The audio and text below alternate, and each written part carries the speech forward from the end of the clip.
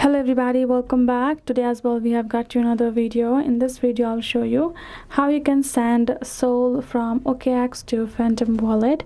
But before that, please do make sure to like our video, subscribe our channel, and yes, without any further delay, let's get started. So what you're gonna do is over here, you're simply gonna go to your Phantom app and simply gonna open it up. Then you're going to sign in and go to the section of receive over here, so you can obtain the address of your Sol, which is the Solana.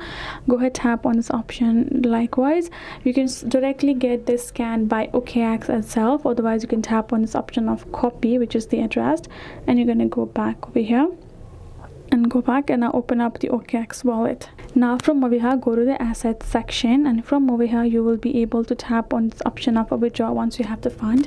I do not have the enough fund for me to withdraw, that's why I cannot show you the option. Tap on the withdraw option. Once you tapped on the withdraw option, you're going to go ahead, choose the Solana as the currency that I would like to withdraw. Once you have tapped on it, you're going to paste the Solana deposit address over there, which we have copied.